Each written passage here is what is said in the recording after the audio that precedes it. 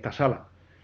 La verdad, yo le comentaba antes a Enrique que, digo, la tarde no anima a venir, así que de verdad son ustedes unos valientes, unas valientes, por el hecho de haber venido hoy aquí a la madraza. Pues, como les digo siempre, y como hay un público diferente, pues tengo que repetir la litanía que suelo decir pues en cada conferencia, en la presentación de cada ponente, ¿no?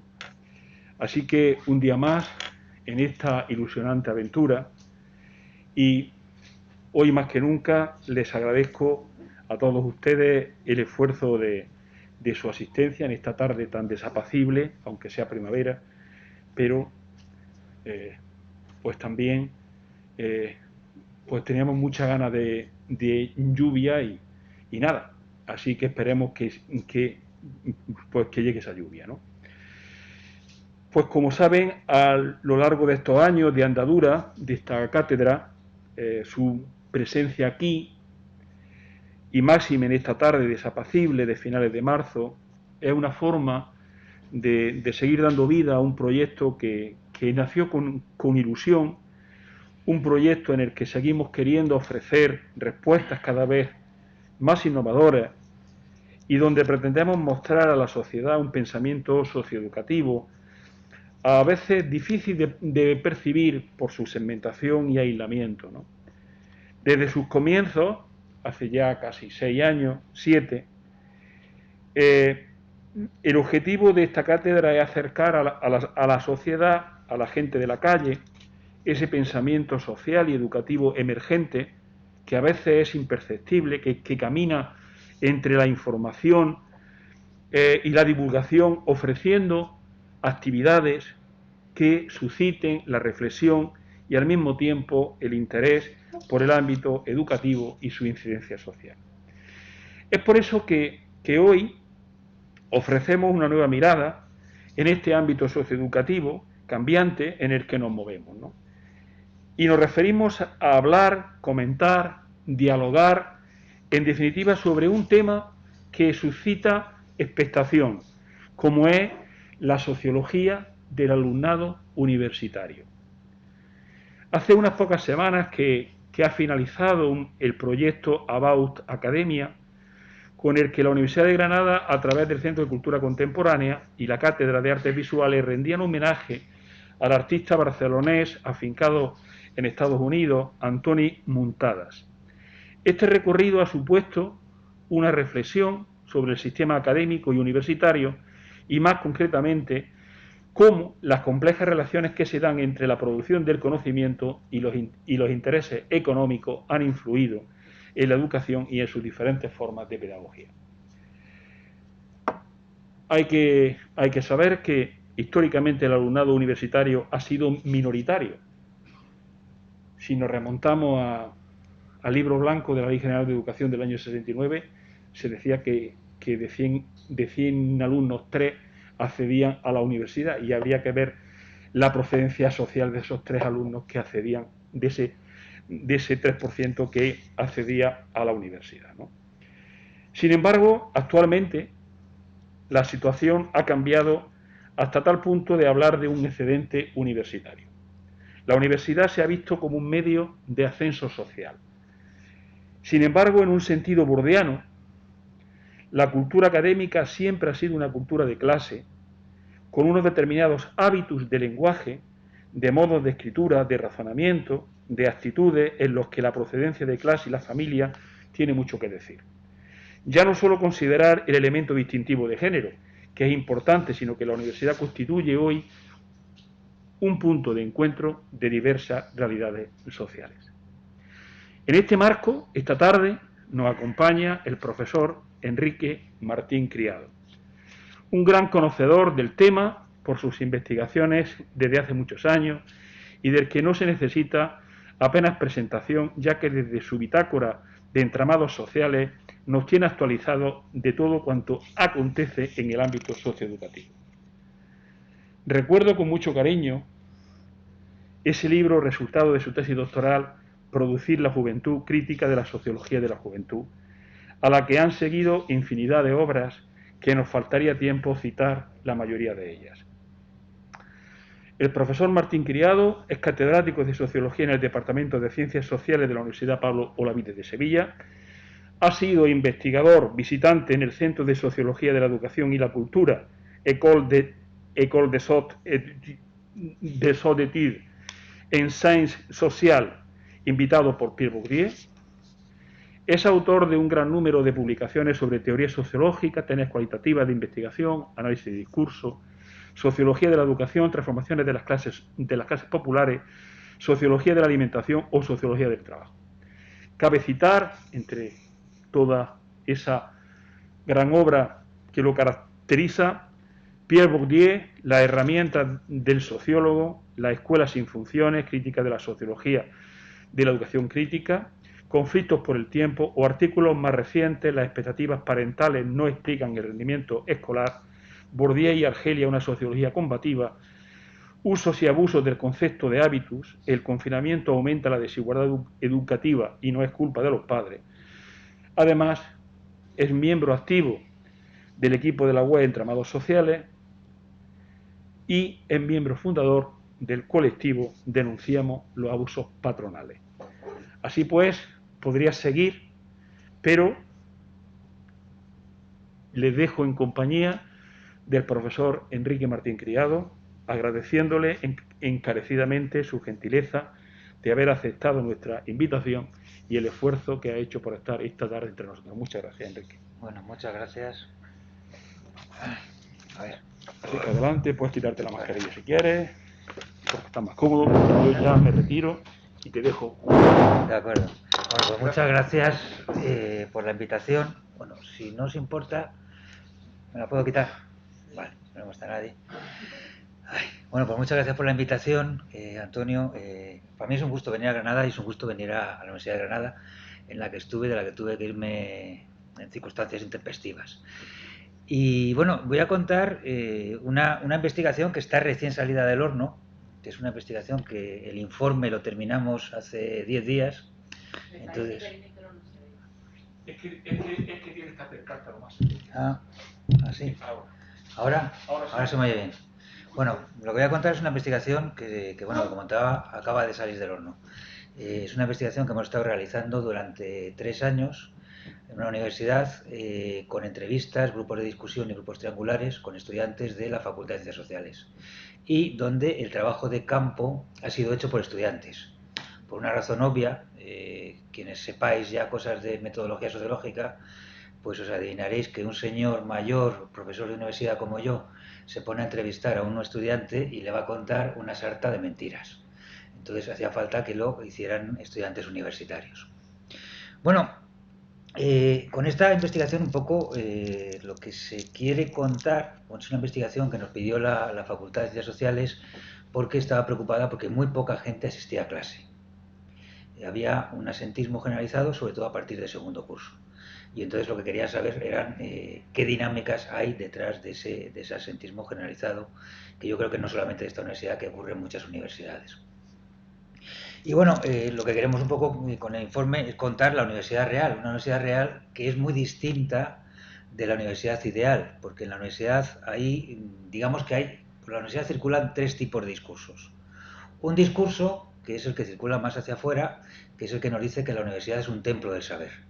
La universidad es un sitio de grandes aprendizajes, de grandes científicos, de enseñantes entregados, de alumnos que leen grandes tomos, etcétera. Ese es el discurso que se dice en las inauguraciones de curso académico, se dice en las ceremonias de fin de grado, etcétera. Es el discurso institucional. Luego hay un segundo discurso, que voy a poner algún ejemplo, aunque este no es... ¿Dónde estaba la...?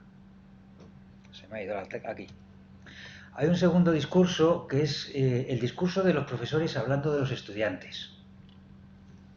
El discurso de los profesores hablando de los estudiantes, un poco, el primer párrafo que veis ahí es un párrafo, no es un profesor, es un escritor del siglo XIX, Macías Picabea, de un libro que se llama El problema nacional, donde, entre otras cosas, uno de los problemas que había era la universidad, que ya ha sido un problema, la universidad siempre ha sido un problema.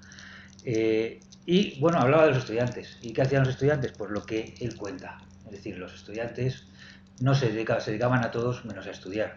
Y como decía, dice, el estudio para él es como el arrepentimiento para el católico de pura raza, siempre queda para última hora.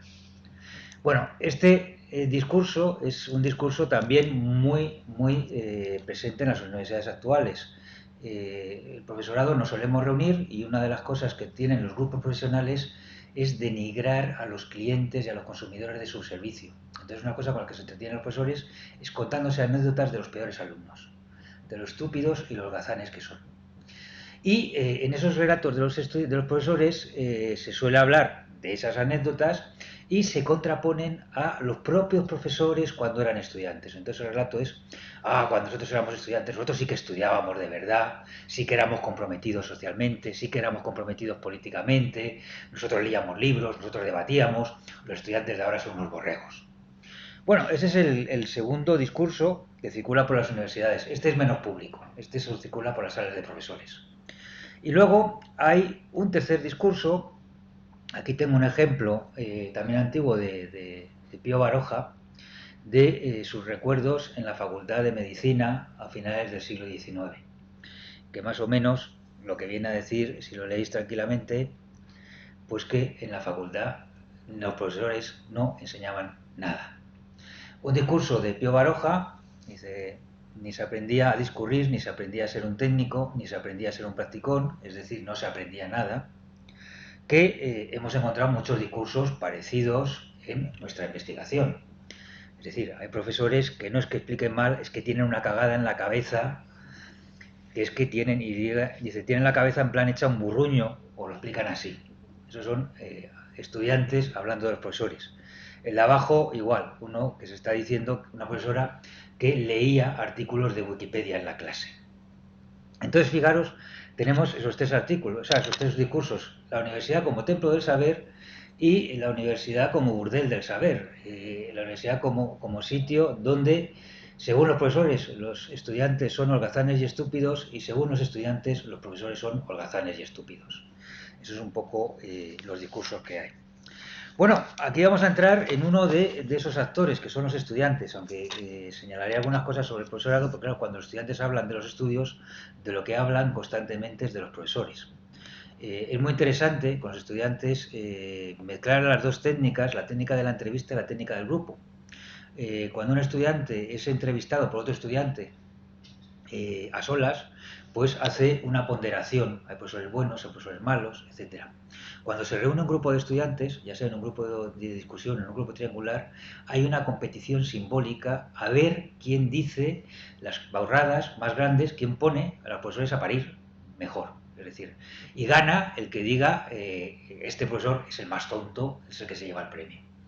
Hay una competición. Entonces son dos tipos de discursos muy distintos, pero que nos dan muchos elementos sobre cómo se enjuicia al profesorado desde la visión de los estudiantes y al mismo tiempo sobre cómo se va llevando los estudios por parte de los estudiantes. Estoy hablando, eso sí, de un trabajo en una facultad de ciencias sociales. No aseguro que en las facultades experimentales o de biología o de química sea exactamente lo mismo, aunque por las lecturas que de otras investigaciones sociológicas en general no es muy distinta la situación en otros países europeos, en otros tiempos históricos y en otras titulaciones. No es muy distinta.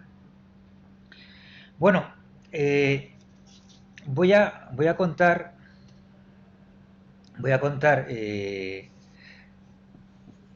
esta visión de los estudiantes y la voy a contar utilizando un concepto que en sociología me parece que es uno de los conceptos más útiles, que es el concepto de carrera moral.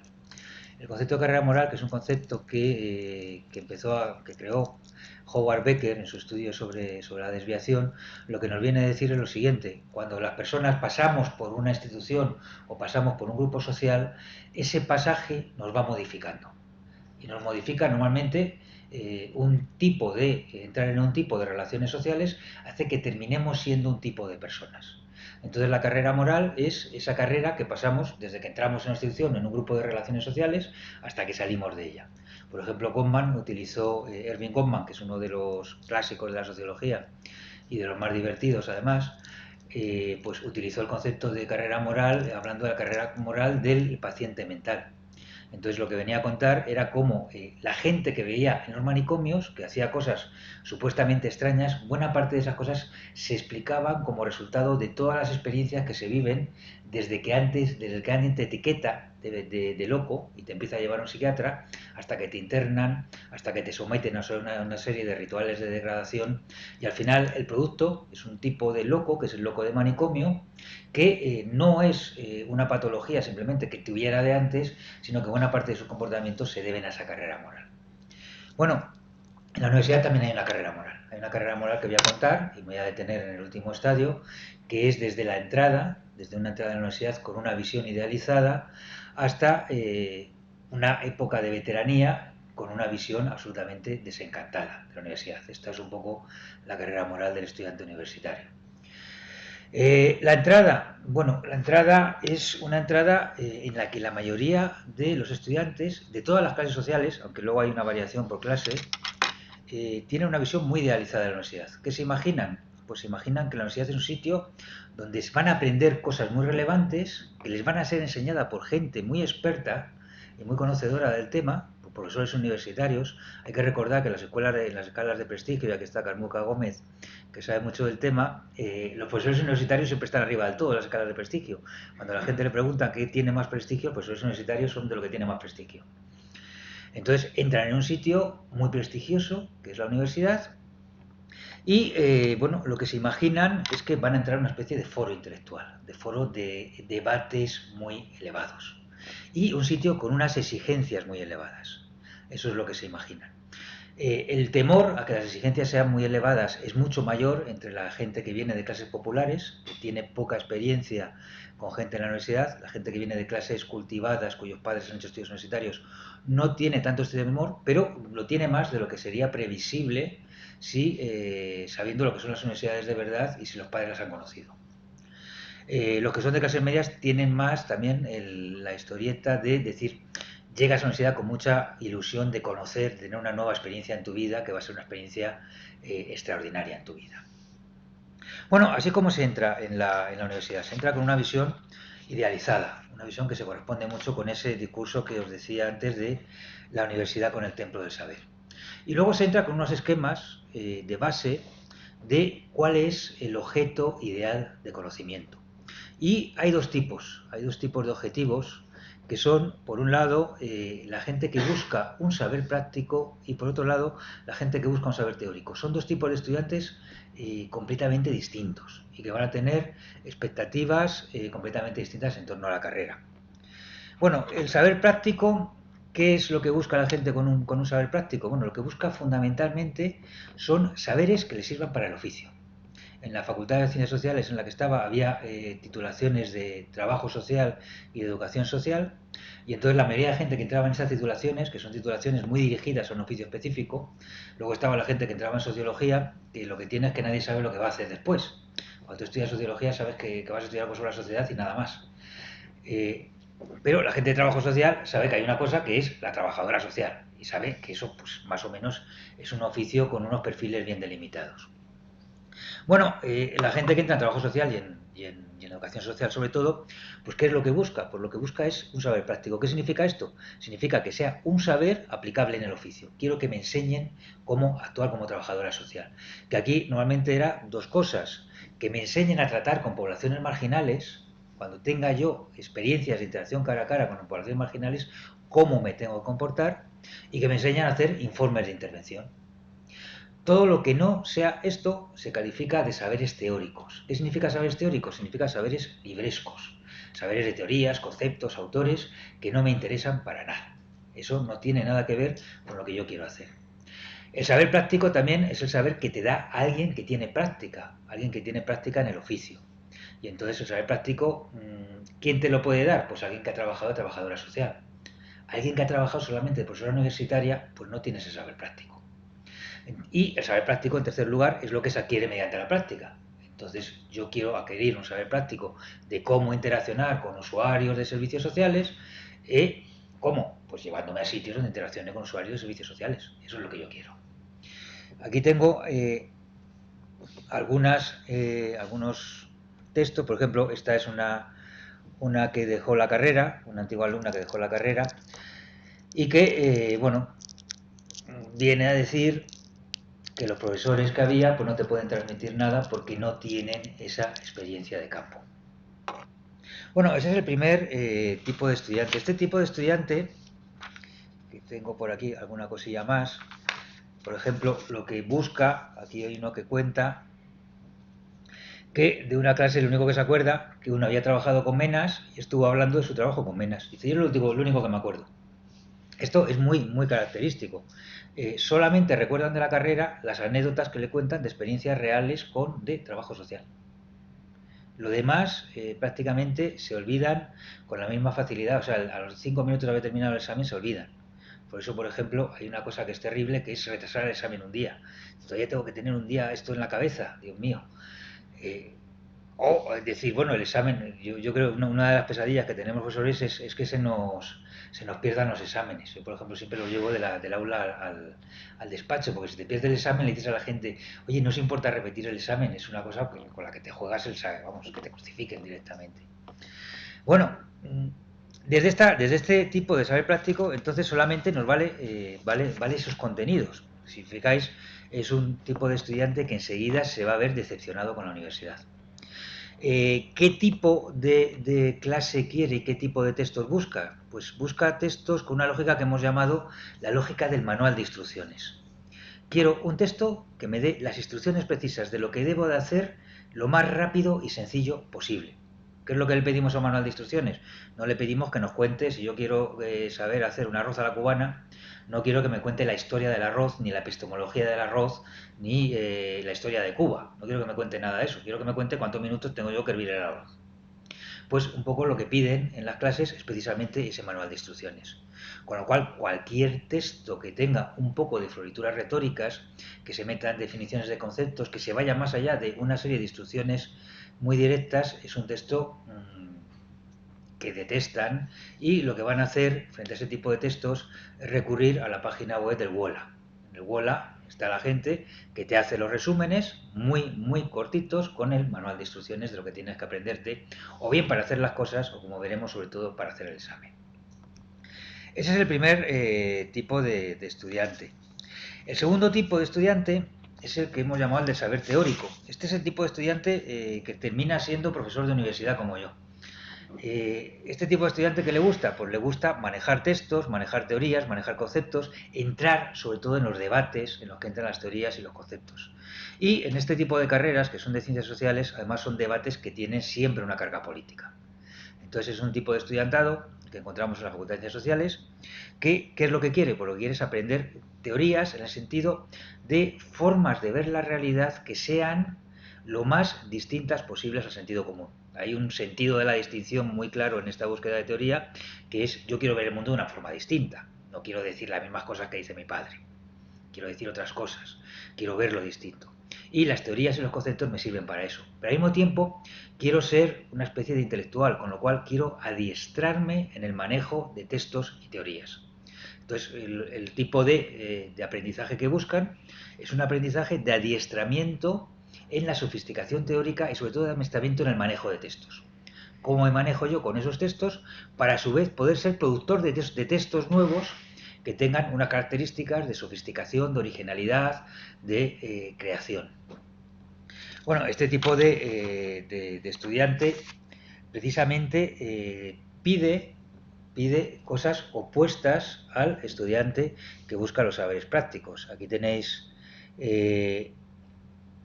este tipo de estudiante hablando de de la típica clase de PowerPoints.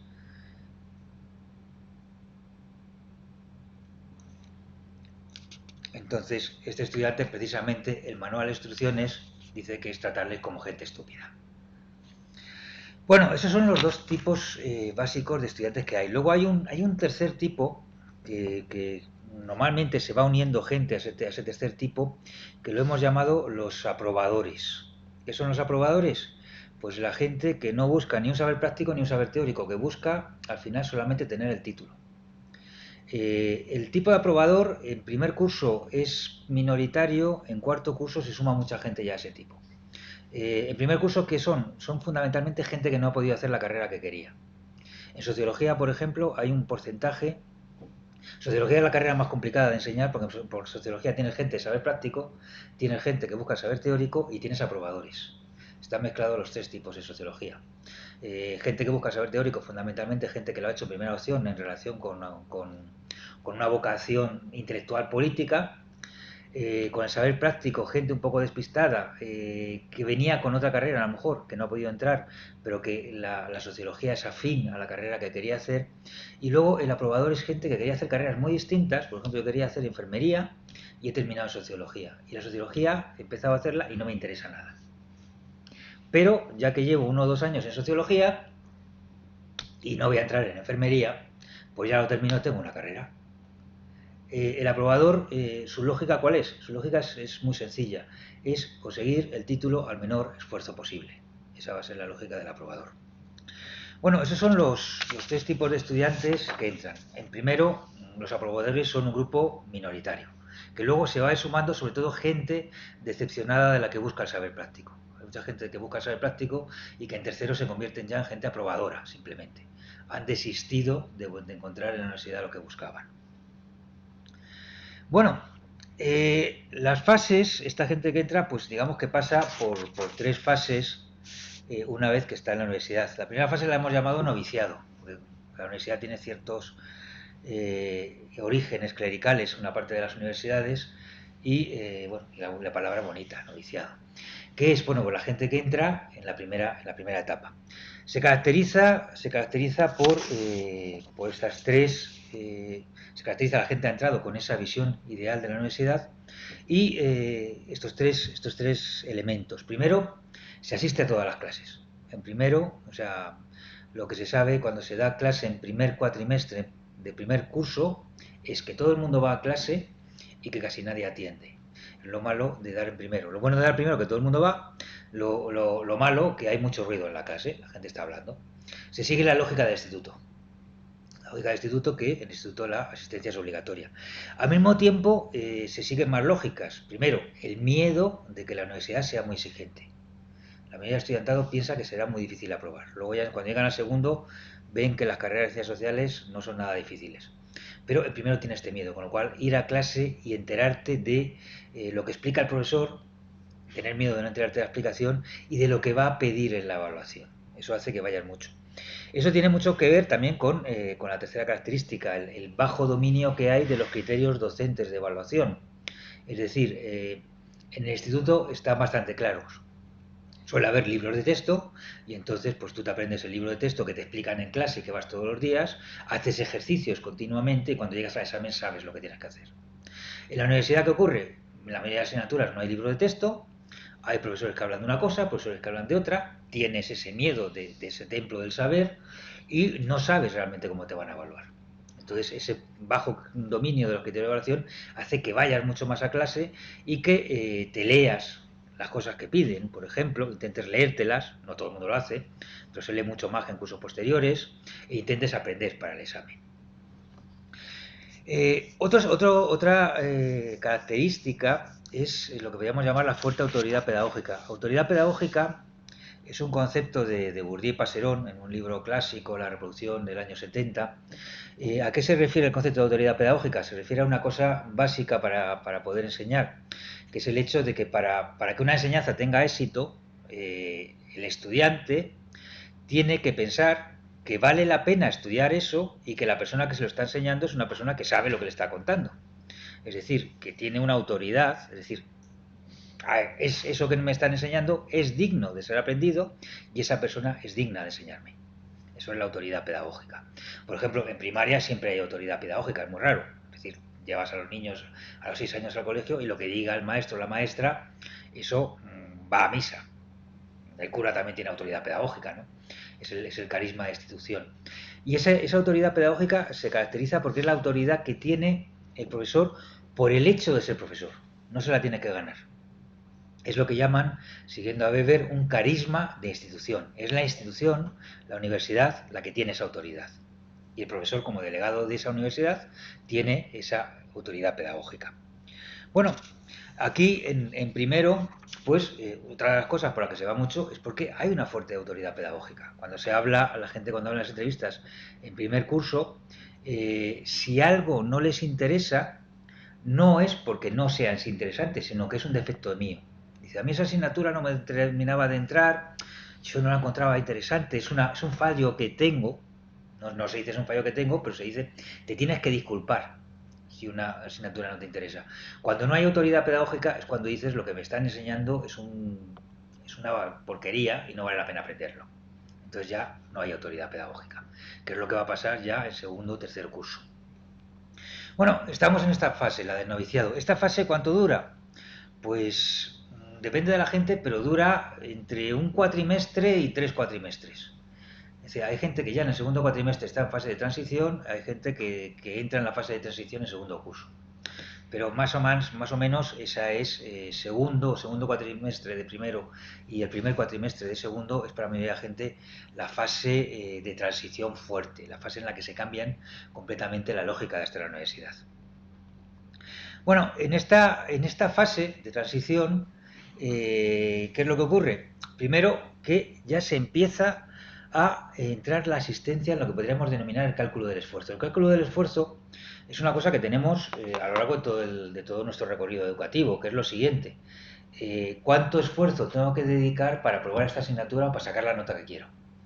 Entonces calculamos el esfuerzo. Pues es lo típico, lo que dice la S. ¿Entra en el examen? ¿Esto entra o no entra? Si no entra, no me lo leo. Eso es el cálculo del esfuerzo. El cálculo del esfuerzo pues lleva pues, bueno, a intentar adivinar qué es lo que te van a preguntar, cuáles son los temas interesantes, en qué cosa pone el profesor énfasis, si esta lectura realmente hay que leérsela o no. Por ejemplo, yo me acuerdo en una entrevista, había una estudiante que decía, esta profesora nos puso una lectura, yo me estuve leyendo la lectura, hice el resumen, no sé qué, y luego dijo que no entraba en examen. Yo digo, pero tendrá la tía cara, me ha hecho perder el tiempo. Es decir, la lectura me ha hecho perder el tiempo porque no entra al examen. Es decir, me ha hecho esforzarme más de lo que tenía que esforzarme yo para sacar la asignatura. Bueno, aquí, ¿qué es lo que ocurre? En el instituto también hay un cálculo del esfuerzo. En el instituto también se está calculando cuántas cosas tengo que estudiarme y qué es lo más importante estudiarse de cara a sacar la nota. Lo que pasa es que la asistencia no entra en el cálculo del esfuerzo.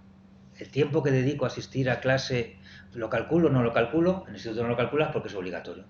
Entonces, a partir del segundo cuatrimestre de primero, se empieza a ver que puedes calcular también ir o no ir a clase. Eso puede entrar también en el cálculo del esfuerzo. ¿Y cómo entra? Normalmente la mayoría de la gente cuenta la misma experiencia. Se empieza a faltar una primera vez porque se acumulan varias circunstancias.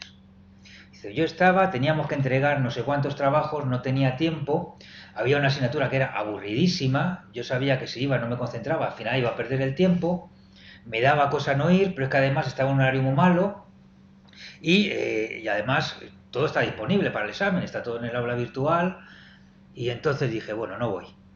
Entonces la gente lo cuenta como algo excepcional, algo que ocurre en un momento. No voy y voy a la siguiente clase y me doy cuenta de que puedo seguir la explicación sin haber venido a la clase anterior, que no pasa nada. Y no voy otra vez, y no voy otra vez. Y hago el examen y apruebo el examen, o saco un notable, un sobresaliente. Y entonces, ¿qué es lo que ocurre? Primero, varias circunstancias concurren, empiezo a faltar. Segundo, me doy cuenta de que puedo hacer la carrera perfectamente sin ir a clase. Es decir, de que eso no tiene consecuencias. En el momento que me doy cuenta de eso, ya lo convierto en parte de mi repertorio de acciones habituales. Me empiezo a plantear si quiero o no quiero ir a tal o a cual clase. Esa es la primera cosa que pasa en la fase de transición. La segunda es que la autoridad pedagógica se erosiona. Empieza a esa cosa de que el profesor es legítimo transmisor de contenidos legítimos, empieza a cuestionarse cada vez más. Aquí hay dos cosas. Primero está pues la gente del saber práctico enseguida. O sea, la gente del saber práctico enseguida empieza a decir que los profesores no saben nada. Aquí tenemos, bueno, eso ya están en tercero, pero lo expresan muy claramente. Los profesores tampoco dan esa imagen de que sean trabajadoras sociales o educadoras sociales. Son politólogas, esta cosa me encanta, son politólogas o antropólogas y ya está, tío. Es que no tienen ni puta idea de nada. O sea, ahí lo deja claramente. Es decir, tú no sabes nada del oficio, ya no dices que sabes una cosa que no me interesa, no tienes ni puta idea de nada, se acabó. Eso es la pérdida de la autoridad pedagógica. Eso claramente. Bueno, la autoridad pedagógica se desmorona se desmorona desde el esquema de saber práctico enseguida. Con el esquema de saber práctico, el saber teórico de los profesores pues simplemente no me sirve, y sobre todo cuando los conocimientos son manualizados. Volveré sobre esto que llamo el conocimiento manualizado. Y desde el esquema del saber intelectual, del saber teórico, se va desmoronando también a medida, sobre todo a medida que la universidad hace que la gente aprenda cosas. Hay una cosa de la autoridad pedagógica, y es que es autodestructiva. Me voy a explicar. La autoridad pedagógica al final significa reconocer que que el profesor sabe mucho más que tú, sabe lo que tú tienes que saber. El profesor te orienta en lo que tú tienes que saber. Cuantas más cosas sabes tú, eres un consumidor más exigente de las clases del profesorado. Entonces, ¿qué es lo que ocurre? Pues que el estudiantado de saber teórico se empieza a convertir en consumidores exigentes. Y empiezan a detectar, a medida que van aprendiendo más cosas en la carrera, van detectando mucho mejor qué profesores saben más y qué profesores saben menos. Entonces ya no hay una autoridad, un carisma de institución, sino que evalúan individualmente a cada docente. Y el juicio es cada vez más exigente. A medida que pasan los cursos es cada vez más exigente. Con lo cual, cuando llegan a tercero o cuarto, llaman ignorantes a el 80% de los profesores que les dan clase directamente. Llegan a ese punto. Entonces, el hecho de que ese estudiantado vaya aprendiendo cosas también va haciendo que el profesorado tenga cada vez menos autoridad pedagógica. Entonces, ya a partir de segundo, ¿qué es lo que pasa? Que ya no hay un carisma de institución, entonces el profesorado tiene que ganarse la buena voluntad del alumnado. Ya no la tiene de entrada, sino que se la tiene que ganar.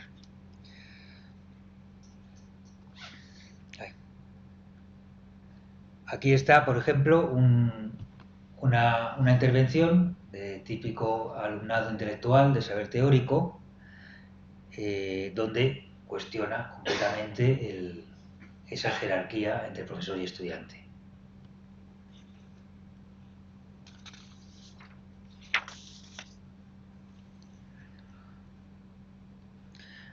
Bueno, esta disminución de la autoridad pedagógica lleva también a que la asistencia sea cada vez menor. Hay un ciclo en el que la asistencia va disminuyendo. ¿Por qué?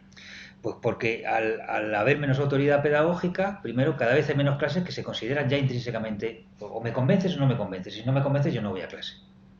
Y lo que se hace es una racionalización del esfuerzo cada vez mayor. Es decir, la gente cada vez calcula más en las asignaturas que no le interesan cuánto esfuerzo tiene que dedicarle a la asignatura para aprobarla. Segunda cosa, crece el aburrimiento. Es una cosa que vamos a ver que es uno de las cosas fundamentales de las aulas, es la sensación de aburrimiento. Son las cosas que más implican. ¿Por qué crece el aburrimiento? Porque los contenidos ya no me interesan. En primero, resultan novedosos frente a lo que se daba en el instituto, y le das de entrada, te crees que aquello te va a servir. A medida que hay menos autoridad pedagógica, ya no te crees que aquello va a servir de entrada, y resulta que cada vez los conocimientos son menos novedosos. Por ejemplo, la gente cuenta en las carreras de trabajo social, educación social, que se está repitiendo lo mismo de primero a cuarto. Y que más o menos, además, si vas con un conocimiento muy superficial, digamos que las ideas básicas son las mismas, si no entras mucho, con lo cual se te hace todavía mucho más aburrido. Eso hace que al final, eso junto a que ya en la fase de transición has aprendido mucho más cómo se evalúan, has aprendido a detectar el profesorado universitario, qué es lo que te va a pedir, lo que no te va a pedir. Por ejemplo, hay una cosa que saben, los profesores dicen, esta lectura es obligatoria. Y dice, al final como mucho te vendrá una pregunta en el test de la lectura, o sea que déjate, no me voy a tirar 2 horas leyendo una cosa para una pregunta de test. Fuera. Entonces van cogiendo un poco los truquillos de cómo evalúa el profesorado, y eso hace que puedan racionalizar mucho más el esfuerzo. Entonces dice, bueno, a partir de ahora asisto solamente a aquellas clases que me van a reportar algo, luego veremos qué significa reportar algo, y racionalizo el esfuerzo al máximo. Eso es lo que le pasa ya en lo que se va haciendo en la fase de transición. Con la cual llegamos, que suele ser en segundo curso, gente al principio, otra gente al final de segundo curso, a la tercera fase, que es, yo lo ponía en broma, ponía en el informe, desencuentros en la tercera fase, porque es un desencuentro absoluto entre el profesor y el estudiante. La fase de veteranía, que en esta ya el profesor ya no tiene autoridad pedagógica, el alumno ya sabe muy bien cómo son los criterios de evaluación, lo cual le permite racionalizar mucho el esfuerzo. Y ocurre una cosa muy curiosa, que la opción por defecto ahora es no asistir. Es decir, en la fase de transición, la opción por defecto, cuando se empieza a faltar, la opción por defecto es asistir. Y si se juntan muchas circunstancias favorables, falto. Cuando ya se está en la fase de veteranía, la opción por defecto es no asisto. Y si se juntan muchas cosas favorables, asisto. Es decir, muchas cosas favorables, que me interesen los contenidos, que me interese la persona que enseña y que el horario sea bueno, básicamente. Y que no tenga otra cosa mejor que hacer a esa hora, claro. Entonces, si se juntan todas esas circunstancias, entonces asisto. Si no, la opción por defecto es no asistir. Ahí se ve además una cosa que es una evolución a lo largo de los dos primeros cursos, que es que el primero, cuando los profesores le dicen a la gente que le sube o le baja nota por asistir, se ve como completamente normal. A partir ya, en la fase de veteranía, se ve eso como una trampa ilegítima del profesorado. Dice, es que nos dice que si no asistes tienes que hacer un trabajo extra. Esto no es. Esto es que quieren tener público porque son incapaces de enseñar y atraer al público. Se ve, es decir, tenemos derecho a no asistir y quien nos obliga a asistir nos trata como niños pequeños y está conculcando, palabra complicada, nuestros derechos. Bueno, la opción por defecto no es asistir y hay un ajuste a lo que llamo, siguiendo un poco la terminología de Weber, una lógica racional respecto a nota. ¿Qué es una lógica racional respecto a nota? Es que voy a organizar todo mi estudio y toda mi estancia en la universidad para conseguir racionalmente la nota que busco con el mínimo desgaste posible. ¿Qué significa? Pues, por ejemplo, racionalizar el tiempo de estudio. Dice, bueno, el tiempo de estudio lo concentro al lado de los exámenes y no me tiro mucho tiempo estudiando porque se me va a olvidar. Además, como no me interesa, se me va a olvidar. Entonces, concentro el tiempo al lado de los exámenes. Intento acceder a la información lo más resumida posible. Entonces, por ejemplo,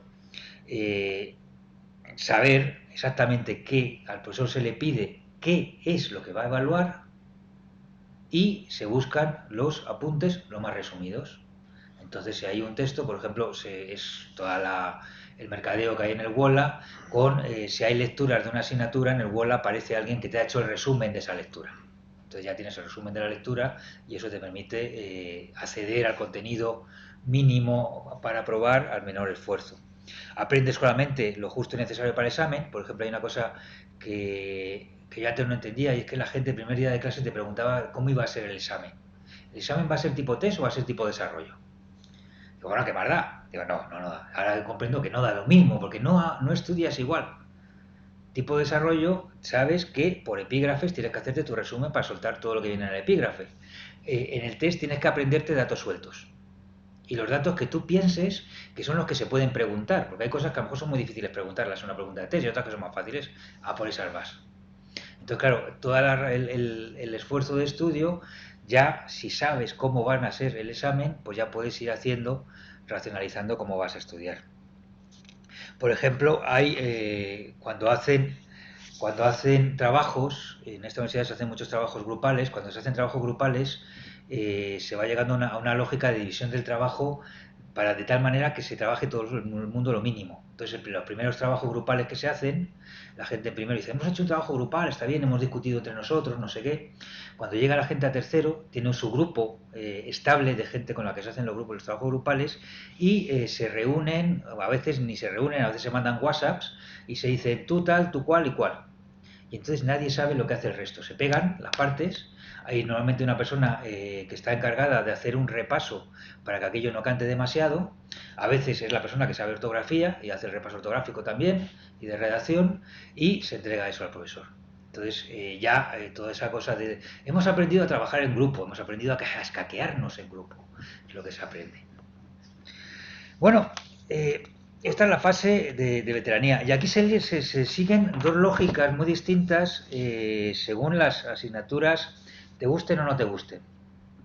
Cuando no te gustan, la lógica es la lógica racional respecto a nota.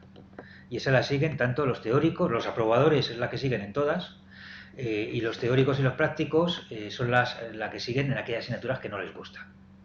y en las que les gusta, sí se leen las lecturas, sí hacen los trabajos, sí le dedican tiempo, pero suelen ser, según las personas, pues suelen ser un 10 o un 20% de las asignaturas. Suelen ser una de cada 5, una de cada 6, una o dos asignaturas al curso normalmente. Suelen ser las asignaturas que gustan. En esas dicen, no, esa asignatura me gustó mucho y ahí me leí lo que me ponían y además hicimos un ejercicio, estuvimos y fue muy chulo, pero en el resto se aplica la lógica racional respecto a nota. Bueno, esa lógica voy a reconstruirla un poco rápidamente, no sé ya cuánto llevo. A ver, uy, ya llevo mucho. Que la hemos sistematizado en el tema de la asistencia. Para no asistir se tienen que juntar dos tipos de condiciones: las condiciones que hacen que quiera no asistir, más las condiciones que hacen que pueda no asistir. Primero, si no quiero asistir, pues está claro que ya hay una buena condición para no asistir. Pero además, la organización de la asignatura tiene que permitirme no asistir. Es decir, puedo no asistir y además voy a sacar la nota que deseo. Si busco un aprobado, sin asistir puedo sacar el aprobado sin problemas. Si busco un sobresaliente, sin asistir puedo sacar un sobresaliente sin problemas. Es lo que voy a mirar. Bueno, la primera es querer no asistir, que es la más importante. ¿Por qué se quiere no asistir? Pues ahí he puesto dos tipos de razones. Hay una que funciona mucho además con el estudiantado más teórico, más intelectual, que es la indignación frente a determinado profesorado. Hay profesores que, por la forma que tienen de tratar al alumnado normalmente, o porque intentan hacer una inculcación ideológica contraria a mis valores, los voy a detestar, sobre todo. Entonces, ¿qué es lo que hay? Pues primero, profesores que te faltan al respeto, que dicen que la gente es tonta. Bueno, de eso hay unos cuantos siempre en todos los cursos. Está el profesor que dice, hola, son normalitos, estas cosas. Pues son cosas que suelen enfadar bastante. Y hay gente que deja de ir ya sin cálculo de otra cosa, simplemente porque piensa que el profesor le falta respeto. Luego, porque el profesor tiene valores que se ven como contrarios. Por ejemplo, ahora juega mucho en esta facultad, por ejemplo, que a la gente se la vea machista o patriarcal. Juega mucho. Entonces, un profesor que tenga de repente una serie de comentarios que se ven como patriarcales puede hacer que se vacíe la clase rápidamente, que se diga, este tío es un machista, es un machista fascista asqueroso, y ya no vamos a sus clases. También hay una cosa que se echa, que indigna mucho, que es la inculcación ideológica cuando es contraria a mi ideología. Hay dos cosas. Por ejemplo, yo soy marxista, entonces viene un profesor y nos dice que el marxismo es lo mejor, este profesor es muy bueno. Viene un profesor y nos dice que el liberalismo es una doctrina estupenda. Este profesor nos intenta adoctrinar, es un estúpido y encima es un ignorante muy grande. Entonces, cuando intenta ver, las clases tienen una ideología muy clara y contraria a la mía, entonces, y eso lo cuentan mucho, sobre todo los estudiantes más teóricos, lo cuentan, dicen, entonces oí que dijo esto, que Marx decía tal, y yo cogí, cerré la carpeta, di un carpetazo, me levanté y me fui y cerré la puerta. ¿Cómo dices tú eso de Marx, sin vergüenza? Bueno, esa es la primera razón de no querer asistir. Es decir, la gente se indigna con el profesorado. Hay en todo esto una especie, puesto también la falta de dedicación docente. Hay una cosa que indigna mucho, pues también es el docente que llega, tiene un PowerPoint y lo lee. Y no hace mucho más que leer el PowerPoint. Entonces, ¿eso cómo se ve? Pues se ve como alguien que no se curra nada las clases. Se ve como alguien que simplemente, que le da igual a quién está hablando, no se detiene a explicar, no se detiene a resolver preguntas, a resolver dudas, sino que simplemente lee el PowerPoint y se va. Bueno, eso también indigna mucho, porque ¿eso qué significa? Eso significa que no le importamos nada. Eso significa que no nos echa cuenta, que no le importamos nada y, por lo tanto, él no puede esperar nada de nosotros. Me parece que tenía aquí alguna frase donde venía esto. No, esa la tenía luego. Bueno, entonces había gente, bueno, que lo que dice es eso, dice, bueno, si esta persona llega aquí, nos lee PowerPoint, no hace no sé qué, o llega y dice que está muy cansada, que se va a sentar, que no se va a levantar del pupitre, dice, bueno, si tú me dices eso, ¿tú qué esperas que yo haga? No puedes esperar que yo te preste atención, no puedes esperar nada de mí. Y la asistencia juega en ese intercambio. Si tú no te lo curras, no puedes esperar que yo vaya a asistir a tu clase tampoco. Hay una especie de, hablábamos de, lo hemos nombrado un poco, una economía moral de la relación pedagógica. hay una serie de intercambios docente-discente que se ven como justos y otros que se ven como injustos. Pero bueno, esa juega en algunas de las asignaturas, pero la principal que juega en la mayoría de las asignaturas es el aburrimiento. El aburrimiento, bueno, la palabra aburrirse es la palabra que más se menciona en todas las entrevistas a estudiantes. El aburrimiento es la emoción más presente en la universidad. El aburrimiento, ¿qué es lo que ocurre? Normalmente la literatura sobre aburrimiento, me he puesto a leer literatura sobre aburrimiento porque no había leído nada de eso. Y lo que dice la literatura del aburrimiento son varias cosas. Primero que lo llaman una emoción, porque además tiene unos correlatos corporales, que lleva a una sensación de displacer, es muy desagradable aburrirse, que suele darse porque además tienes algo mejor que hacer. Es decir, el aburrimiento no significa solamente que la situación en la que estoy no me interesa, sino que tengo otras cosas mejores que hacer, y pues eso es lo que hace que la sensación de aburrimiento no sea simplemente apatía, es una sensación también de impaciencia. Cuando te aburres estás... Cállate, déjame salir de aquí. Hay una impaciencia en el aburrimiento. Y tiene que ver con la falta de sentido, es decir, no le encuentro sentido a lo que estamos haciendo aquí. No tiene ningún sentido. Como no le encuentro sentido, me aburro. Y como tengo otras cosas mejor que hacer en otros sitios, estoy impaciente. Además, el aburrimiento es una cosa que al final en las clases resulta que la clase es completamente improductiva.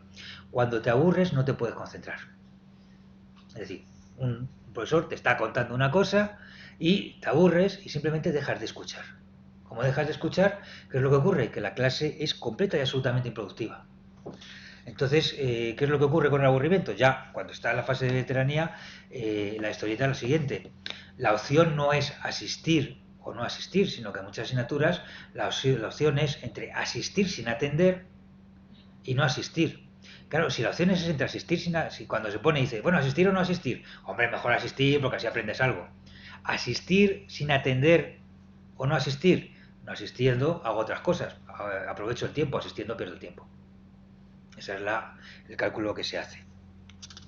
Bueno, entonces, ¿con qué tiene que ver ese aburrimiento? Bueno, primero con los objetivos de aprendizaje, que ya los he contado. La gente que busca conocimiento teórico, práctico, no lo encuentra en casi ninguna asignatura. Además, cada vez lo encuentra menos. Hay una cosa que ya desmorona completamente la autoridad pedagógica para los prácticos, que son las prácticas curriculares. Las prácticas curriculares, fijaros que es una cosa muy... que dice, bueno, esto es acercar a la gente a la realidad del oficio. Cuando la gente vuelve de la práctica curricular, ya dice, tengo una práctica y lo que me está contando esta persona es tontería. Y entonces, desde el momento que ya tiene la práctica curricular, la autoridad pedagógica ya se desmorona del todo. O sea, ya dice, ¿tú qué me cuentas? Esto no tiene nada que ver, porque yo he estado allí, he visto a la gente, y allí, ¿tú qué le vas a contar? ¿Qué me vas a contar de esto? Entonces, eso no tiene ningún sentido. Y para la gente de los objetivos teóricos, pues ¿qué ocurre? Pues que ya en la fase de veteranía han leído bastante, gente que lee bastante por su cuenta, y muy poco profesorado realmente le interesa. Con lo cual, la mayoría de las clases resultan aburridas. Y sobre todo si los profesores, por ejemplo, en sociología se contaba que se estaban dando constantemente las mismas teorías y los mismos autores y siempre las mismas cosas generales. Entonces, pues, bueno, esto es un aburrimiento enorme porque al final se está dando muchas cosas muy repetidas de forma muy superficial. Es lo que se termina haciendo. Hay una segunda cosa que es la estructuración del conocimiento. ¿Qué significa la estructuración del conocimiento? Significa, bueno, que el contenido que vas a contar se puede estructurar de varias maneras. Es decir, ¿cómo vas a contar la clase? Tienes que contar, voy a poneros un ejemplo. Yo tengo que contaros cosas de cocinar. Un ejemplo que para gente de todas las disciplinas, porque todo el mundo sabe, bueno, todo el mundo come por lo menos, si no todo el mundo cocina. Cosas de cocinar. Entonces, ¿qué es la disciplina objeto? He puesto aquí disciplina objeto, disciplina instrumento, disciplina manualizada. La disciplina objeto es la que privilegia la estructura interna del conocimiento. Es la que va, digamos, de los conceptos generales a los más particulares, sus aplicaciones. Entonces tú para entender cómo tienes que hacer un arroz, te voy a enseñar lo que es el punto de ebullición, te voy a enseñar lo que es el arroz, te voy a enseñar lo que es una cazuela, te voy a relacionar todos esos conceptos y vamos a hacer un arroz. Eso sería un poco una disciplina objeto. La disciplina instrumento, ¿cuál es? La que te enseña según las utilidades que tiene la cosa. Entonces, ya no te voy a enseñar, no voy a empezar contándote las variedades de arroz, sino te voy a contar para este arroz cómo lo tienes que hacer. Y eso es cómo va a estructurar el conocimiento. Te lo voy a ir contando receta a receta. Al final sabrás distinguir arroces, pero no porque yo te he dado una clase sobre los tipos de arroz, sino porque en todas las recetas que te he ido dando y te he ido contando cómo hacer, cómo mezclar este arroz con lo otro, vas teniendo. Esta es la disciplina instrumento. Es la que pida, por ejemplo, la gente que busca el saber práctico de una disciplina instrumento. Y luego hay un tercer tipo, que es el tipo más común en la universidad, que no es ni objeto ni instrumento, es la disciplina manualizada. ¿Qué es la disciplina manualizada? Pues la disciplina que se puede enseñar de forma fácil, se puede poner una serie de puntos y luego se puede examinar. Es sobre todo una disciplina examinable. ¿Esa disciplina examinable en qué consiste? Consiste en listas de conceptos, de teorías, de autores, en las cuales cada cosita va en su casillita y en esa casillita ya sabes lo que te tienes que estudiar en cada casillita. Entonces tú pones el autor Durkheim, el suicidio, no sé qué, no sé cuánto, Durkheim es funcionalista, Durkheim no sé cuánto, y lo pones, esos manuales, que cuando te lees a Durkheim, por esas casillas no te sirven, porque se te escapan los autores de verdad de esas casillas, pero para hacer exámenes sí sirve, porque dice, ¿Durkheim qué era? ¿Marxista, funcionalista o cocinero? Y entonces dice, bueno, Durkheim era... Entonces esa es la disciplina manualizada. Bueno, la disciplina manualizada lo que lleva es una fragmentación de los conocimientos. O sea, los conocimientos se estructuran en listas de conceptos, teorías, autores, cada uno con su cajita, metido en su cajita, con sus ideas básicas que se pueden poner en un PowerPoint. Entonces te pones en un PowerPoint y además es la que pide el alumnado que busca aprobar la asignatura, simplemente. Dame ese PowerPoint donde vengan las 5 cosas que me tengo que estudiar. Esa es la disciplina manualizada. Bueno, esa disciplina manualizada, que viene en los PowerPoints, pues tiene una serie de características, primero, que es la más aburrida de todas. Es la más aburrida. Es decir, no se cuentan las teorías, ni se cuentan los conceptos, ni se cuentan las metodologías, no se cuentan en relación ni a utilidades prácticas, en narraciones de cómo utilizar esa cosa, ni se cuentan en relación a debates teóricos. O sea, tú puedes contar un concepto y decir, mira, este concepto pasó por esto, porque esta persona quería hacer esto y se peleó con esta otra persona y entonces...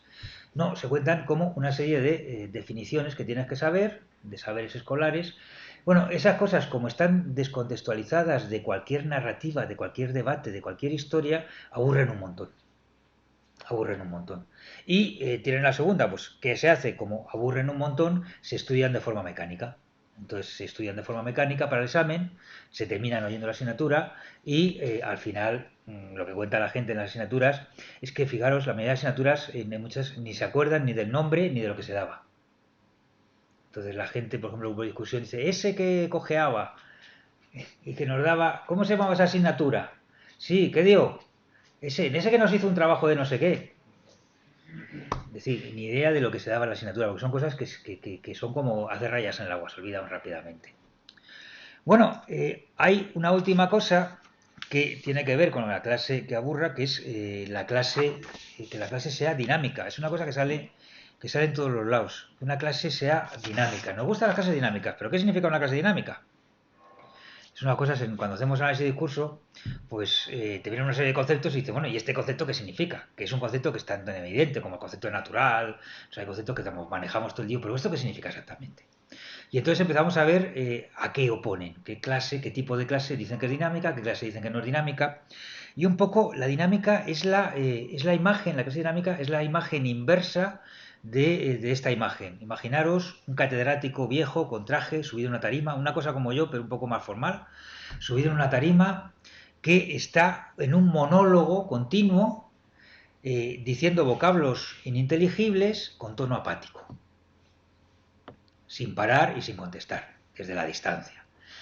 Eso, todo lo que no sea eso, todo lo que rompa con esa imagen, digamos que puede llamarse una clase dinámica. Frente al monólogo, el diálogo. Frente a la apatía, el entusiasmo. Frente a simplemente escuchar, participar y hacer cosas. Todo eso es lo que se llama una clase dinámica. De esa clase dinámica, bueno, en realidad esa clase dinámica es una buena medida que dicen muchas teorías pedagógicas desde hace ya varios siglos que deberían ser las clases. Me voy a centrar en dos cosas. Una es el par entre diálogo, aquí lo he puesto en un esquema, los usos de la producción del mensaje, si es fragmentado o es en narrativa, la transmisión, si es monológica o dialógica, y la recepción, si es aprendizaje o examen. En realidad, el examen tenía que estar antes de aprendizaje. Y entonces toda la cosa mala vendría a la izquierda y la buena a la derecha. No es nada lo de ver lo malo a la izquierda y lo malo a la derecha, ¿eh? No lo toméis. Bueno, ¿qué significa fragmentado narrativa? Bueno, fragmentado es el tipo de clase que os he dicho, la clase estructurada de forma manualizada, y lo que valora la gente es la clase narrativa. Aunque sean monólogos, se valora mucho. Este profesor nos contaba una historia en la que nos empezó a contar cómo la gente hacía esto, lo otro, y nos ponía muchos ejemplos. Entonces hay un tipo de clase que es la clase narrada. La clase narrada, que es una clase con una historia, que tiene un planteamiento, un nudo y un desenlace. Y que el desenlace lo da al final de la clase. Es decir, plantea un problema, cuenta historias y al final hay unos nudos de tensión que se resuelven al final de la clase. Esa clase, aunque sea una clase monológica, interesa. El resto es la clase fragmentada. Punto 1, punto 2, punto 3. Causas de la Revolución Francesa. A, B, C. Consecuencias de la Revolución Francesa. 1, 2, 3. Esa es la clase manualizada. En la producción, en la transmisión del mensaje es monológica o dialógica. En eso se cuenta todo el rato. Es decir, está el profesor que explica súper rápido y que no termina, no deja hablar y que tiene que terminar el temario, frente al profesor que discute con la gente, que empieza planteándote una pregunta, que te dice cosas para que tú empieces a plantearte cosas y a partir de ahí luego te lo explica. Generalmente esos son los dos tipos ideales de clase. Si os fijáis, bueno, el diálogo, por un lado, el diálogo hace que la gente se entretenga más, pero el diálogo hace otra cosa muy importante, que es una cosa que ponen, que es lo que no estamos teniendo por el momento aquí, que es una cosa que ponen de relieve Bourdieu y Passerón con un concepto que llaman el malentendido estructural de la relación pedagógica. ¿Qué significa? Significa que la relación pedagógica es una relación como la que estamos teniendo en este momento, estructuralmente, es decir, no depende de los agentes, no depende de las personas, estructuralmente hay un malentendido. Hay un malentendido, ¿por qué? Porque entender un mensaje no significa simplemente entender el significado de las palabras en el diccionario, es saber situar ese conjunto de saberes en otro conjunto de saberes más amplio. ¿Qué es lo que pasa? Que la persona que está hablando no sabe el conjunto de saberes más amplio en que lo está situando la persona que está escuchando cuando hay un monólogo. Cuando hay un diálogo, por ejemplo, en las conversaciones, ¿qué es lo que hacemos? En las conversaciones, lo que hacemos, yo hablo una cosa, tú me contestas, por cómo tú me contestas, yo ya infiero lo que has entendido de lo que te he contado. Y entonces ya modifico mi mensaje porque voy entendiendo lo que tú vas entendiendo porque tú me vas hablando. En la clase monólogo esto no ocurre. Con lo cual, el profesor no sabe cómo se están entendiendo las cosas y el estudiante puede creer que está entendiendo lo que el profesor cree que quiere entender y a lo mejor está entendiendo una cosa muy distinta porque está situando esos enunciados en un conjunto de saberes previos completamente distinto. Entonces, cuando se está pidiendo diálogo, se está pidiendo animación en la clase, pero también se está pidiendo que la comunicación fluya de verdad. Cuando no hay diálogo, hay eso que llamaban ese malentendido estructural de la relación pedagógica. Entonces, el diálogo es importantísimo, entonces, y es además una reivindicación completamente racional. Igual, frente a él, ¿qué es lo que tenemos? Pues lo que tenemos es el profesor obsesionado, que es un poco el profesor que explica súper rápido, el profesor obsesionado con dar un temario. Este profesor que dice, tengo estos temas que dar, los voy a dar y tengo que terminar estos temas. Y vamos retrasados y lo voy a contar más deprisa para llegar al final del temario. Claro, una cosa es la información que transmite el profesor y otra cosa es la información que recibe el receptor, que recibe el estudiante, que no tiene por qué ser la misma. De hecho, vamos, no es la misma nunca. Pero en estos casos, ¿qué es lo que ocurre? Que la máxima velocidad de transmisión por el profesor va unida a la mínima recepción por el alumnado. Es decir, aquellas clases en las que el profesor intenta terminar un temario de la forma más rápida posible, son las clases que nadie sabe de qué iban. Son las clases en las que luego nadie recuerda de qué van. Bueno, esas son un poco las de... Ya voy terminando. Me parece que el monólogo se está extendiendo mucho. Termino un poco con las de poder no asistir, que es, bueno, no hay ciertas clases a las que no quiero asistir. ¿Por qué? Pues porque no me interesan los contenidos, o porque el profesor me aburre, porque hay un monólogo, porque habla muy rápido, o porque me viene mal el horario. A veces hay clases en las que, aunque interesen, el horario viene mal, porque pasa una cosa: a medida que faltas a más clases, se te quedan más clases sueltas. Y al principio de la carrera vas a la universidad o vas a la facultad porque tienes 5 o 6 horas de clase. Y al final hay una asignatura que te interesa que es 1 hora y media o 2 horas. Y dices, me voy a desplazar para 1 hora y media o 2 horas. Y al final, incluso clases que interesan, se deja de ir a ellas porque quedan aisladas en el horario. Pero además de querer no asistir, tienes que poder no asistir. Tienes que poder no asistir. Es decir, tienes que asegurarte que no asistiendo apruebas y sacas la nota que buscas. Y aquí, ¿qué es lo que permite no asistir? Precisamente las características que se dice que son las mejores de las asignaturas. ¿Qué es lo que pide el estudiantado y lo que el profesorado también valora, como diciendo, mira, que viene organizado la clase? Pues primero, que todo el material esté accesible. Dice, mira, lo que se tiene que estudiar lo tienen todo en el aula virtual. Claro, si lo tengo todo en el aula virtual, ¿para qué voy a la clase? Ya tengo todo lo que tengo que estudiar, no necesito ir a ningún sitio, lo tengo en casa. Segundo, que sea perfectamente comprensible. Claro, que sea perfectamente comprensible, si yo lo comprendo y lo tengo accesible, tampoco necesito ir a clase. Entonces, si el profesor me facilita todo el material y me lo facilita completamente comprensible y se ha preocupado de buscarme en lecturas que sean muy, muy comprensibles, ya no voy, qué bien.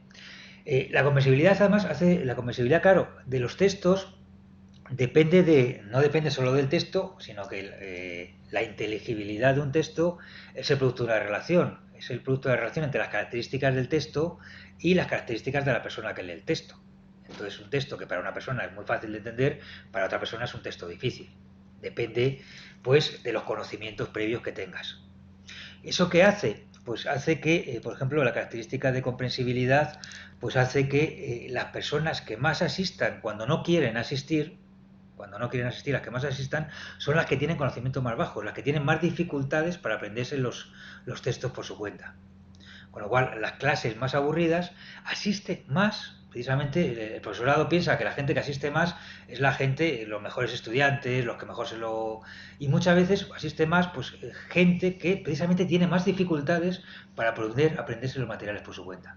Mientras que la gente, por ejemplo, la gente que es más teórica, más intelectual, que ha leído mucho, cuando una clase no le interesa, sabe buscarse las castañas para aprenderse eso y sacar la nota que haga falta, sin ir a clase. La tercera, que también es una cosa muy elogiada, pero que tiene esta consecuencia perversa, es lo que se llama la pedagogía visible, es un concepto de Bernstein. Una pedagogía visible es una pedagogía que deja bien claro qué es lo que tienes que aprenderte y cómo te lo tienes que aprender. Es una demanda constante del alumnado, que la pedagogía sea visible. No me digas, que no me hagas adivinar, que yo tenga que adivinar qué es lo que tú quieres de mí. Por ejemplo, la gente dice, es que nos pedía un ensayo. Pero claro, ¿y cómo va a juzgar ese ensayo? Dice que relacionemos cosas, que pensamos, que seamos críticos, pero a ver, ¿qué es ser crítico? Si yo me pongo a criticar el gobierno porque digo que es un gobierno comunista, ¿soy crítico como quiere el profesor? ¿O me va a llamar facha? Ya no soy un crítico. Entonces dice, bueno, a ver. Entonces el alumnado pide una pedagogía visible. Claro, cuando la pedagogía es visible, cuando se sabe exactamente lo que te están pidiendo para la evaluación, pues es cuando puedes no ir también.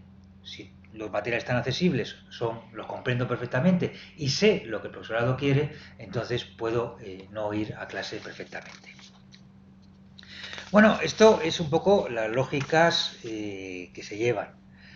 Se puede decir un poco que es una imagen un poco penosa de la universidad y del estudiantado y del profesorado, como de todo el mundo, y lo es. Eh, lo que pasa que no es nada nuevo, es decir, que esta cosa, cuando leéis historia, si leéis historia de la universidad, esto es, de hecho vivimos en una universidad un poquito mejor que las que había antes, ¿eh? Es decir, que por ejemplo, si leéis lo que costaba Macías Picabea, la imagen del estudiante, del tunante, es de una persona que simplemente se dedica a hacer el golfo por ahí, por la calle, y que a cabo de unos años se saca el título. Lo que cuenta Pío Baroja de la Facultad de Medicina en su época es terrible. Si lo leéis, el libro este, ¿cómo se llama? La ciencia, ¿cómo se llama el de la ciencia? El árbol de la ciencia. Al principio del árbol de la ciencia vienen unas clases, es que de cuando él era estudiante de medicina, que son realmente de la gente en clase hablando y riéndose del profesor. Es lo que cuenta de cómo eran las clases. Entonces, no es nada nuevo. En los años 50 en Estados Unidos, Howard Baker hizo un estudio sobre, bueno, a principios de los 60 sobre la Universidad de Kansas, y lo que contaba era que el estudiantado se regía por la lógica de la nota. De hecho, el libro en el que contó cómo eran los estudiantes de la Universidad de Kansas se llama Making the Grade, que se podría traducir por sacando nota. Sacando nota. Y hay un libro de otra, por ejemplo, de Estados Unidos, de Horowitz, una historiadora, que lo que cuenta es que ya en los años 60 del siglo pasado la gente estudiaba más de lo que estudiaba mucho antes en la universidad, porque la universidad antes, cuando era una minoría, eran los hijos de la burguesía que lo que hacían en Estados Unidos es estar en las hermandades, cuando eran hombres, luego cuando entraron mujeres se hicieron las sororidades, que eran sitios donde se dedicaban a hacer fiestas, o sea, iban a la universidad a tener relaciones sexuales, que cuando eran solamente hombres pues eran como prostitutas, a tener relaciones sexuales, a emborracharse y de vez en cuando pues hacer algún examen, y con eso terminaban la carrera y luego ya se iban al negocio de su padre. Eso era un poco la universidad que había antes de la de ahora. Entonces no es nada nuevo.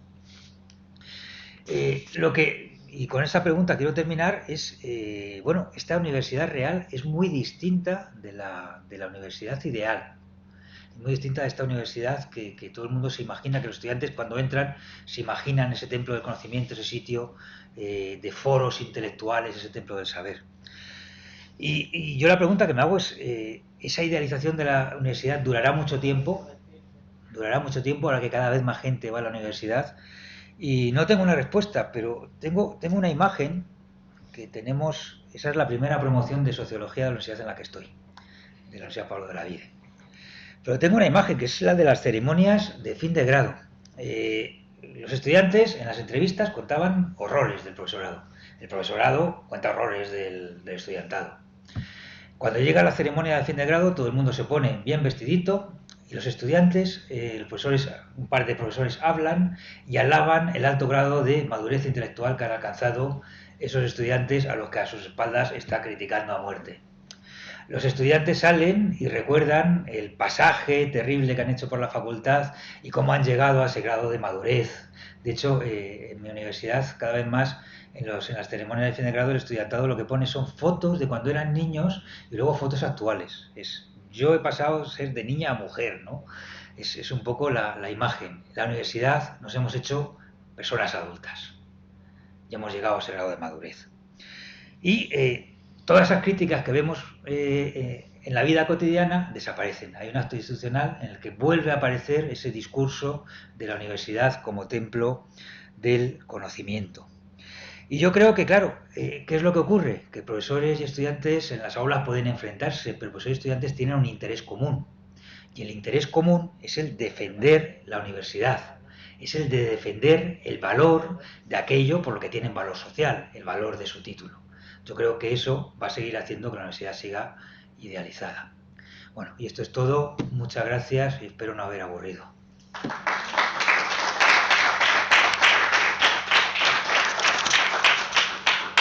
Muchas gracias, Enrique. Así que ahora toca el turno de intervenciones. Si quiere intervenir, si quiere hablar, paso el micro.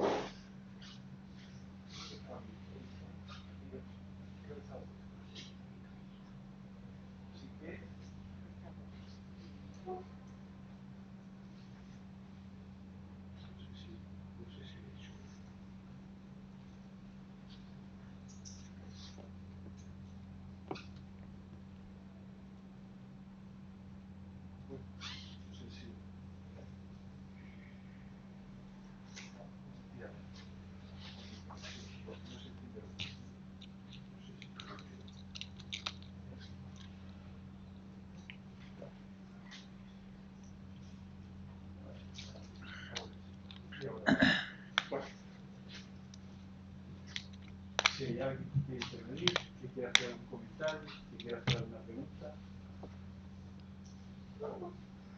Sí, bien. Bueno, muchísimas gracias. Ha sido, en mi opinión, una conferencia estupenda. Y me queda como una pregunta. ¿Se podría hacer algo para mejorar? A ver, siempre se puede mejorar. Por eso. Siempre se puede mejorar. Lo que pasa que, a ver, yo estaba, uno de los artículos que tengo pendiente es el de la rutina de la innovación pedagógica.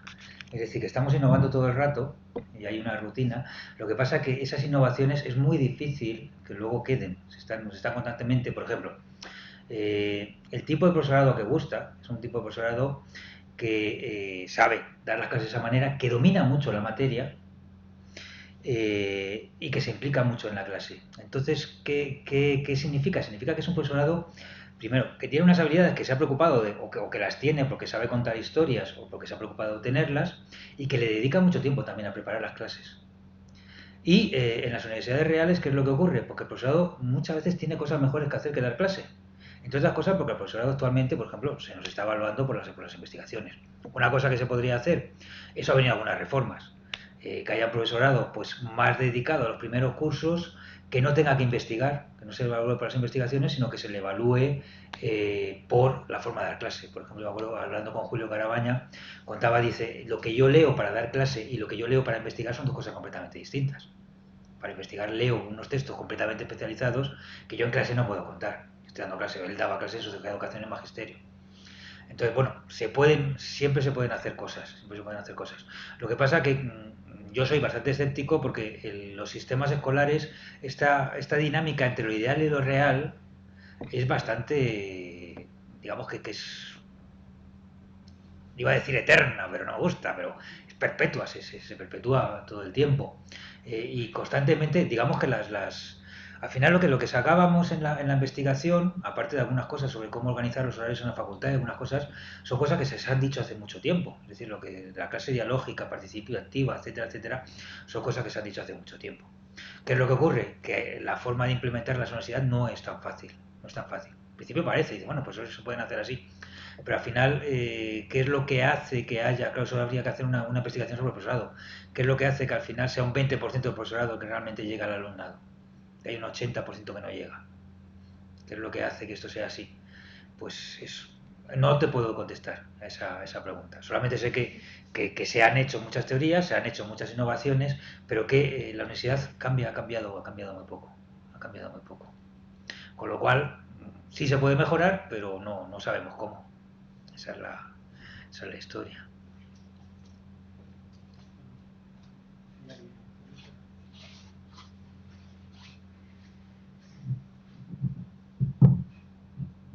Hola, muchas gracias por la conferencia estupenda. Yo, más que una pregunta, tengo hola,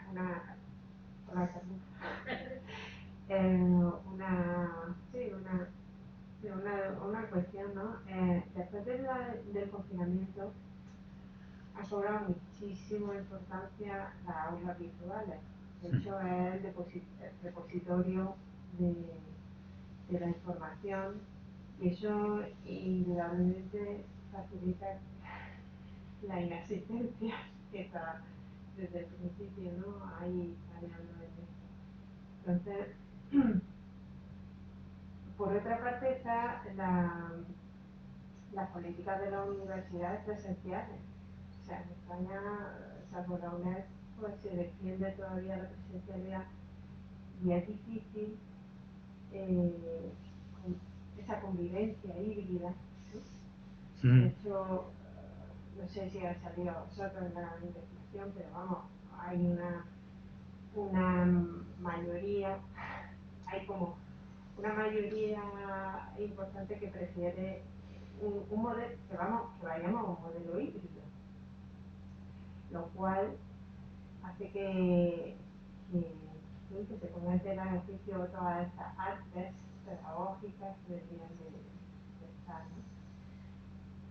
Y bueno, quería saber tu opinión al respecto y darte muchas gracias por todos los materiales que nos has dejado a quienes impartimos docencia con tus materiales, ¿no? Muchas gracias. Bueno, gracias a ti.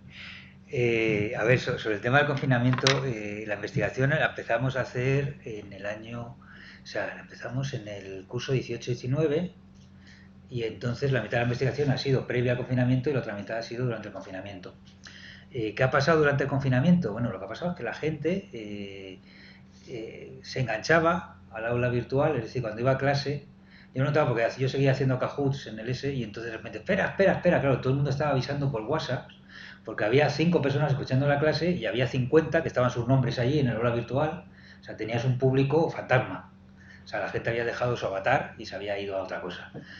Y la gente lo que contaba en las entrevistas era que le resultaba muy difícil concentrarse en porque ya no estaba en el espacio del aula, estaba en su casa, ya no salía de su espacio normal y no estaba rodeada de gente. Entonces, la experiencia que contaba la gente de las clases virtuales ha sido en general nefasta. En general nefasta. Muy pocos profesores, yo no he sabido, yo la verdad, al final dije, yo realmente no he sabido contactar con la gente por el aula virtual como puedo contactar en clase.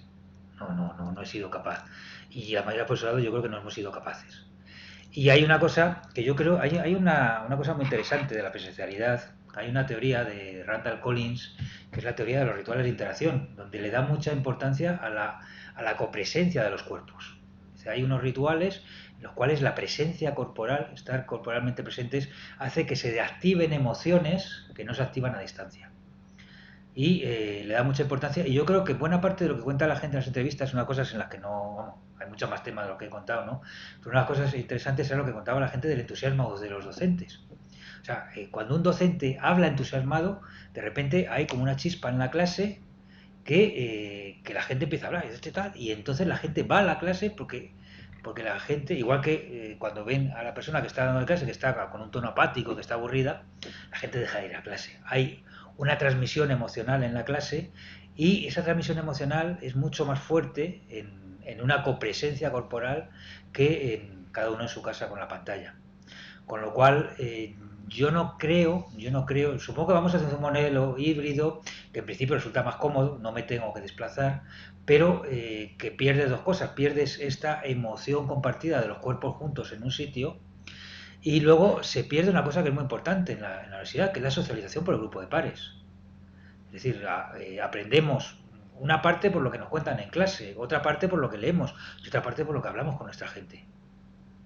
Y eso yo creo que en la enseñanza a distancia se pierde mucho. Yo he conocido, de repente, pues cuando estaba en un departamento, pues llegaba un profesor que había estudiado sociología por la UNED y que me decía, qué ilusión me hace conocer un sociólogo, un profesor que ha estudiado sociología.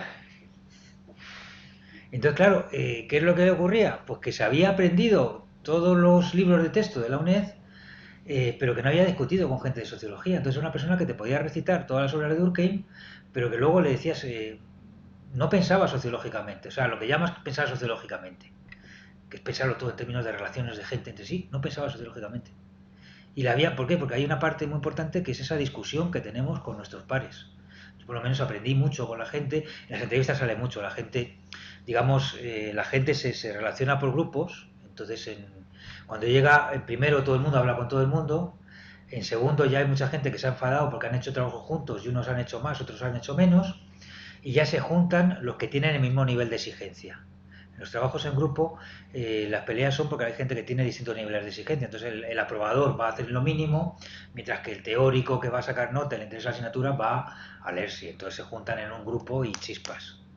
El aprobador piensa que el otro le está ninguneando, el otro piensa que el aprobador es un gorrón, pero allá cuando llegan a segundo o tercero se han juntado con la gente que tiene las mismas expectativas y exigencias que ellos en torno a los trabajos. ¿Qué es lo que ocurre? Pues que la gente que les interesa las asignaturas, que les interesan las carreras, aprende mucho en esos grupos de pares, porque se discuten las cosas entre los pares a los que les interesa. La gente que va de aprobadores simplemente se pasan trucos para aprobar. Pero la gente que le interesa la sociología, por ejemplo, pues se mezcla, además lo ves, van en grupos. Que los demás le agrupan los grupos de los divinos, de los elitistas, pero son la gente que realmente le interesa la carrera y que están discutiéndola y están aprendiendo en esa discusión conjunta. Yo creo que todo eso en la enseñanza a distancia por el momento se pierde. A lo mejor luego cada uno se forma un avatar y estamos con gafas así, pero toda esa parte por un lado, pues la emoción de la presencia, por otro lado, el grupo de pares, yo creo que eso no es fácilmente sustituible.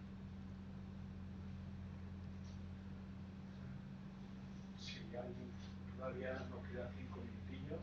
Si hay alguien que quiera.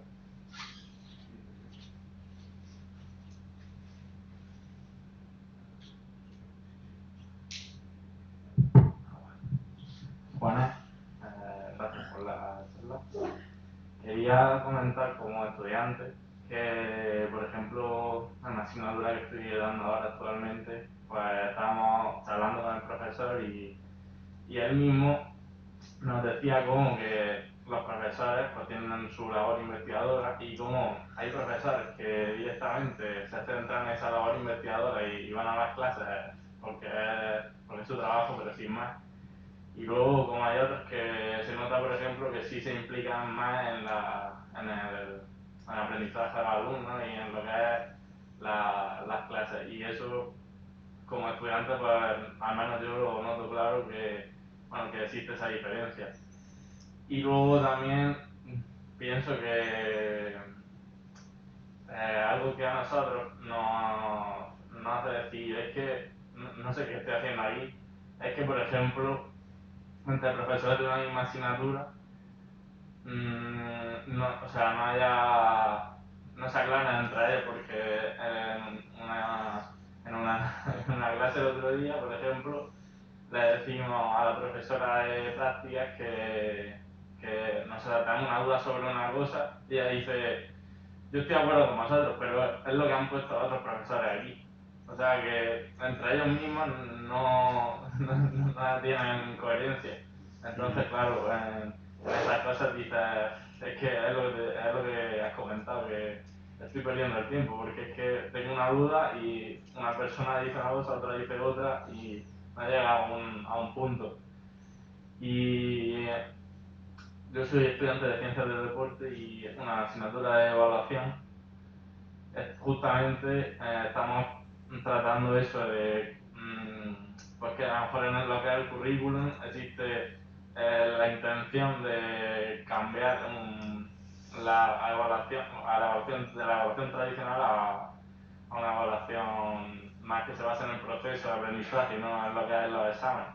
Pero claro, luego la práctica o sea, no se da, porque incluso los propios profesores tienen esa cultura tradicional que les impide salir de eso y nada, simplemente era poder comentar eso. Gracias, sí, sí, no, completamente de acuerdo. Aunque no es cultura, es buena parte de lo que hacemos los profesores no es porque tengamos una cultura tradicional, es porque cuesta menos esfuerzo hacerlo de determinada manera que de otra. O sea, claro, es decir, una de las cosas que tienen... ¿por qué hay conocimientos manualizados y exámenes? Pues precisamente porque te permite dar clases a bajo esfuerzo. Por ejemplo, si te ponen, y eso cuenta mucho, por ejemplo, con la gente que acaba de entrar en los departamentos, la gente que entra a la última le toca la asignatura que no quiere el resto. Entonces, ¿qué pasa? Que tienen que hacer una asignatura rápido. Entonces, tiras de manual, PowerPoint y tira para adelante. El problema es que luego hay gente que lleva 20 años dando clases y sigue igual. Pero bueno, eso ya es otra historia. Pero hay gente que sigue igual. El examen y el conocimiento manualizado, ¿para qué te sirven? Te sirven para poder evaluar sin muchos problemas. Por ejemplo, se practica mucho lo que es la enseñanza, no sé si habéis oído hablar de la medicina defensiva. La medicina defensiva es, tú haces diagnósticos de tal manera que no te puedan acusar de mala praxis. Entonces, por ejemplo, es un problema de la medicina defensiva porque puede llevar a multiplicar las pruebas diagnósticas que aumentan mucho los costes sin necesidad. Entonces dice, bueno, tiene una cosa, pero a lo mejor puede ser esto, puede ser lo otro, pues voy a pedirle una prueba de esto y del otro. No vaya a ser que esto es súper improbable, pero no vaya a ser que sea esto. Entonces estás medicando y estás diagnosticando pensando en los posibles pleitos que te van a tocar. En el profesorado también hacemos enseñanza defensiva, en el sentido de que estamos enseñando, pensando primero que no nos venga mucha gente a revisar exámenes, que no nos venga mucha gente a discutir, que la gente no empiece a cuestionar la forma en que evaluamos. Esa es una parte muy importante de nuestro trabajo, que un poco la novatada del profesor es, va a ser súper creativo, no sé qué, y luego le llegan, tiene 50 personas a la puerta del despacho diciéndole que no les ha puesto la nota que esperaban. Y entonces hay también una carrera moral del profesorado que es voy a ir estableciendo al final las clases de tal manera que no me den muchos problemas, y no me den sobre todo muchos problemas de evaluación y de quejas del estudiantado. Y entonces dice, bueno, la gente se aburre, pero a mí ya no me causan problemas. Entonces eso cuenta mucho más que lo, vamos, te lo decía por lo de la cultura tradicional, no es que tengamos una cultura tradicional, sino que el tipo de condiciones laborales o el tipo de trabajo pues hace que digamos que esa es la línea de menor fuerza. Si no quieres dedicarle mucho, esa es la línea de menor fuerza. Y luego, pues por ejemplo, lo que te digo, pues gente más dedicada, no sé qué, le dedica mucho tiempo. ¿Qué es lo que ocurre? Que luego hay gente que se dedica a tener hijos. Pues claro, hay gente que se dedica a tener hijos y dice, pues ahora me voy a estar con mi hijo, voy a estar con mi familia, voy a no sé qué, pues ya no le dedica el tiempo que le dedicaba antes a las clases. Entonces también hay una parte que también es importante, que es que esa dedicación fuerte del profesorado, si empiezas a mirar, suele ser mucha más. Te encuentras con gente que no tiene hijos que con gente que tiene hijos, por una cosa muy sencilla. Es el tiempo que yo le puedo dedicar a una cosa. Y lo que decías, con la investigación, la gente que investiga mucho, si tiene cursos avanzados de gente de doctorado, cosas por el estilo, puede contarle sus investigaciones. Pero como tenga que dar clase en una clase de introducción, pues es muy posible que, vamos, que le dedique muy poco tiempo porque tengo que estar metido en 1000 investigaciones que me llevan muchísimo tiempo.